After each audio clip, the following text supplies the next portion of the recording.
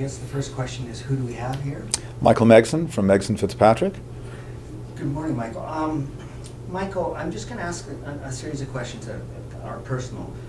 Why are you in this business? I guess it's like a lot of people, it's one of those things that gets passed down generationally. I sort of bought this business from my father, and was involved in it when I was much younger, and here I am all these years later. So it's kind of, I think it's a story that's often told in our industry. Why do you think that this is a common occurrence? Why does this occur particularly with this type of business? Well, I think insurance brokerage firms certainly in the past have been, a lot of them have been family businesses that have, grown over the years into, something much larger, more laterally. And I think, though, however, 20, 30, 40 years ago, they were family businesses. And I dare say, though, however, I think perhaps those days are a bit over. Most of the companies now are much larger than they used to be, but that's typical of the financial industry. So, but when I got going 40 some odd years ago, it was most of the brokerages were small family organizations. What sort of characteristics do you see from your father that you carry forward and make you good in your job? Well, I had a huge amount of respect for my dad, and I think I like to think my relationships with people is one of my strengths, and it certainly was his strength. The part of the business I enjoy the most is the relationship I have with my clients, much more than anything else. Obviously, I enjoy the people I work with and the staff, but I think it's it's my clients that I've established relationships with now over 40 years that I think keeps me going still to this very day. When was the business started? Initially, this business was started in 1968. And Can I ask you a question? Go ahead. Can you do a little? battery. All right. That's good. Let's stop for a second. Oh, Jesus. Oh. So if you had a slight encapsulated version, an elevator version of your company, tell us about the history. Well, it was started in 1968 by my father, and it was initially a State Farm insurance agency, a franchise operation. My dad actually had no prior experience in the property and casualty business before that, and so he began that as a State Farm agency in 1968. And the big change came when ICBC came into fruition with the election of the NDP government in 1973, and then it was a real game changer. State Farm pulled out of the province. Its main focus was auto insurance, so it left the province, which meant that effectively we didn't have a business any longer. And at that time, all the brokers were granted ICBC licenses by ICBC, and that was when I got involved in the business because my father needed to establish the property and casualty side of the business, and I took the opportunity to start learning the ICBC business. And I think I was 19 years old at the time, and so I stayed involved in the business ever since that time. And when I finally graduated from university in '77, I got involved in the business full time. And I had gone to university with David Fitzpatrick, who actually was a roommate of mine during the course of the last few years of university. And so he decided he would become a partner in the business, or we discussed that, and he agreed to do that. And here we are, 50 years later, and since 1968 at least. And so there's the encapsulated, if you will, elevator version of Megson Fitzpatrick. And my father, Dave and I were pretty young when we bought the business. I think I was 24 years old, and David was a couple of years older. So we've been at this far, far too long, actually. But here we are, after all these years. Excellent. Can I ask another question? Can we start off with the size of the business and where it began? And it started in 1968. It started with too many people, and now it's... Yeah, it's grown somewhat over the years. It started with my mother and father. Initially, in 1968, I became involved at Made 3, and here we are 50 years later with, I think, a staff of about 110 people. How much was your staff at the beginning? Just the three of us. Okay. That was it. There was no other outside employees at the time. It was my mom and dad and I in 1974 when ICBC began, when selling auto insurance. And I remember standing at those counters, or at the counter rather, with my mom and my dad, and just didn't know how it was all going to go. And and as I say, here we are 50 years later. Excellent answer. Love that. And what you've seen changes in the insurance industry. let's talk about the changes and how it related to your company and how you grew as well. Well, I guess like every industry, it's, there's been obviously most recently the consolidation of the insurance industry, less brokers, less underwriting companies, bigger, larger, more economies of scale, and I think that's just been the trend of the financial industries over the last 50 years, since this company's been going. So you just have to keep you just become part of that.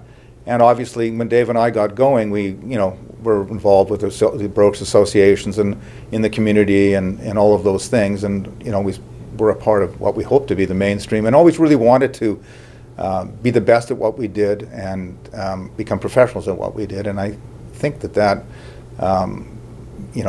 attitude reflects on our staff and our company, and hopefully carried us through all these many years. But the industry's just gotten to be a larger, consolidated situation. If we've seen changes in your industry through that period of time, are there some values that remain consistent? Well, I think anybody I would think would tell you that the biggest value is, if you can establish or continue with it, is a relationship business. I mean, the world's got to be now, with the electronic interface and people doing online shopping. I mean, obviously there's a place for that, and we have to be part of that. But I think the thing that sets you apart is the relationships you can establish with people long term, and the, if you will, the bespoke part of the business that you can create and establish. And I think that's what's, as I say, it's kept me going personally, and I think what a big part of Megson Fitzpatrick is still today, the relationship side of the business. I'm just going to paraphrase something. So what has kept you going? The ability to continue with long-term relationships with my clients, and continue, as I say, the bespoke part of the business. That's the part I enjoy. Analyzing people's problems and building a solution for them. And I think that is a large part of what our company is about. That said, obviously we also have to recognize the changing world and be part of the as I say, the online, if you will, the online world that we live in as well. Excellent answer. I want to bring up the Let's subject. stop for a second. And Alan's a writer. Yeah. Okay. Are there some elements in your company that have separated you from the rest? Well, one program we've created, I guess now over 25 years ago, is our motorcycle insurance program. I'm a motorcyclist, and I saw an opportunity to create a program that would provide coverage for physical damage insurance for motorcyclists. So I began that, as I say, over 25 years ago, and it's grown into a very large division in our company. And it's an area that I enjoy being part of, because it's, as I say, I'm very interested in that personally, and it's been good. It's been good for the company in terms of, I think, building a province-wide reputation. People know our name because of it. So that's been one thing that we've done, and I mean, it's just one part of the company, but it's, for me personally, it's been something I've enjoyed very much being involved with. Excellent answer, bro. So Do you have a picture of you on your bike that we could get? I do. I have a couple. Yeah. Okay, great. Thanks. That's great. Now, in terms of It's a Viagra ad, right? In terms of community and your relationship with the community, what sort of values do you think that a company needs to carry to be committed to the community? Well, I think being a broker in any smaller, well, I guess I wouldn't consider Victoria a smaller community, but you need to be part of it, and our if you will, our byline here is being involved in clients, team, and community. That's part of our mission statement, if you will, that we put up on our website, and something we believe in. And so yeah, I mean, we've been involved with the Chamber of Commerce here. We've been involved with the university. Dave and I both were graduates of the University of Victoria, and David's lived in Victoria his entire life, and I've lived here most of my adult life, and so I think just that involvement and being part of the, if you will, the woodwork here over all these years has been a real benefit to us in this company. And Excellent. Try not to rock too much. Sorry. That's okay. So I'm going to ask this question in a sort of a different light. Now, you brought together in that sentence the spirit of community within your team and then within the community. Can you define how that relates to the culture of your operation?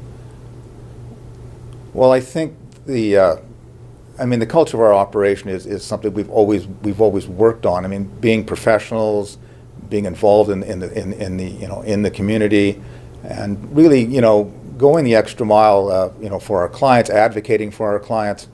I think is really what makes any agency, sets it apart from its competitors. And so I think I'd have to say that those would be the main elements of us in terms of our involvement in the community and advocating for the people and being involved. I mean, we have baseball teams, we have various other sports teams. We're in the 10K events. We get involved with Power to Be and Power to Play and all these community events that we encourage our staff to be part of because it's part of the fabric of this community. Good answer. Let's talk a bit about the IBABC community. Now, I see run into people that are board members. You've been board members. That participation must be part of the culture of what you bring up in your company as well. Yes, I think being part of IBABC is an extremely important thing. I think you need to give back to your association and give back to your industry.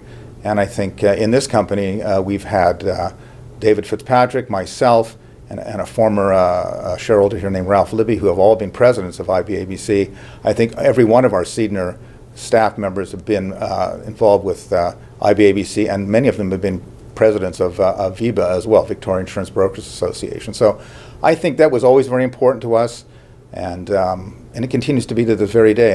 We're still involved heavily with IBABC and Victoria Insurance Brokers Association, and I'm very proud that Megson Fitzpatrick has played a big role in that over the years.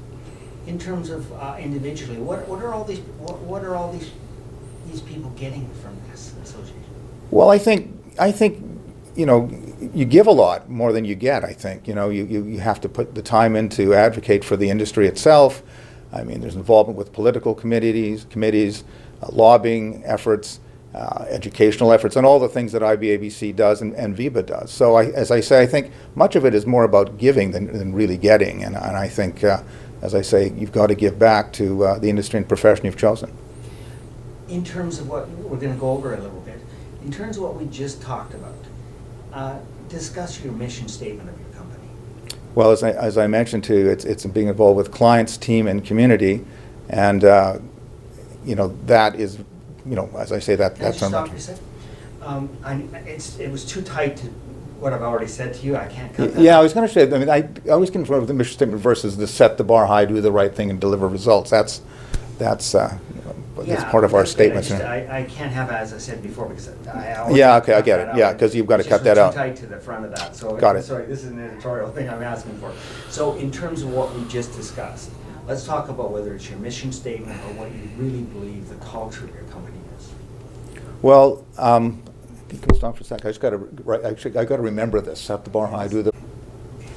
We have in our company, if you will, nailed to the boardroom wall, three sayings. It says, set the bar high, do the right thing, and deliver results. And that, I think, speaks volumes about who we are. I mean, set the bar high means always deal with professionalism, deal with integrity, and that's what we do here. And then ultimately delivering results through all of that. Do the right thing, set the bar high, always do better than the next person and try to give more to your clients, and then do the right thing in the end of the day. Always put the client first, because the minute you don't put the client first and you put yourself first or your interests first, in my opinion, you stop being a professional.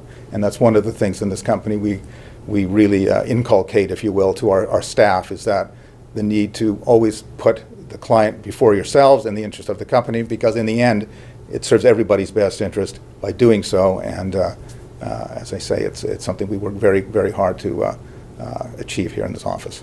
Perfect, I got that out. That's good. In terms of your staff, and you as you move around, we're pretending that you're out looking and talking to your staff. How do you relate, or how do you behave with your staff? Like, what do you think is important? And I'd like you to sort of start, when I'm talking to staff or I'm briefing them, that way. Sure. I make a point in the office to have lots of intermingling, if you will, with my staff on a day-to-day basis. I think it's really, you just treat people as you want to be treated yourself. and you treat as equals, and you have to recognize that these staff, you know, they're hardworking, they're working for your company, they're working for the clients, and I appreciate, you know, what they do, and I never take myself too seriously. I'm always, you know, willing to share a joke or be part of, you know, what they're doing and what they're talking about, and I enjoy very much interacting with my staff, and I think I think I learned as much from them as hopefully they learn from me, and so it's a relationship of you know, of great mutual respect, and you know, I just enjoy involvement with them. I'm going to paraphrase something for you. Your dad and you have some common values, and you're passing them on to your staff. Is that true? I think that is very true. Yeah, I think my father embodies very much of what we do today. He was a very hardworking guy. Put people first. Never took himself seriously.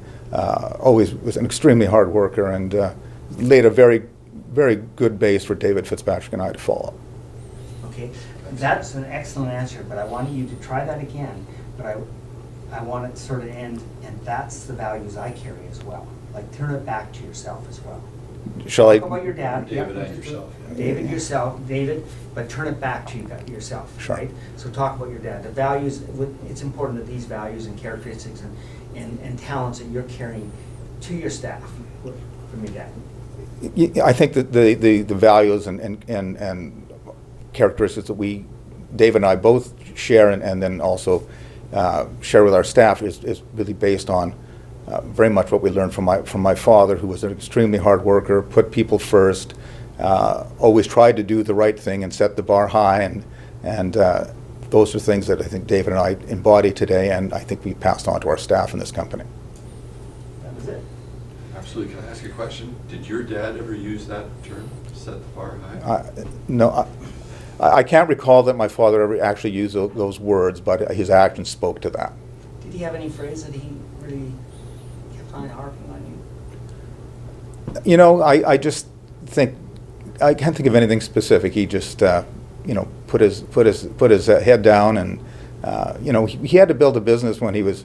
I think he started this business when he was in his 50s. So, you know, it was a little bit later in life, and he was an extremely hard worker, and as I say, was very, you know, really the advent of perhaps ICBC, you know, and changing the way we do business here was kind of a good thing, because my dad and I had an opportunity to work together. At least it was a good thing for me. I think it was really why I'm here, probably because I was involved in the business from the beginning, and I've had an opportunity to work with him. So I wouldn't have had that opportunity otherwise, I don't think. Okay, question for you. What values does David bring to your relationship? Why is your partnership so good? Well, Dave and I are different people, but you know, I think at the end of the day, the values that we've spoken about, we share exactly. Well, we might not always agree on, you know, day-to-day operations, and we mostly do. In fact, I would suggest we do virtually, you know, 90% of the time. But one thing we always agreed upon was, you know, setting the bar high, and being professionals, and putting people first, and dealing with the staff in a fair and equitable way. And so I think Dave and I, in the great scheme of things, share exactly the same values, and I think that's why we've been together for 40 plus years. Great line. Yeah. Let's stop for a second.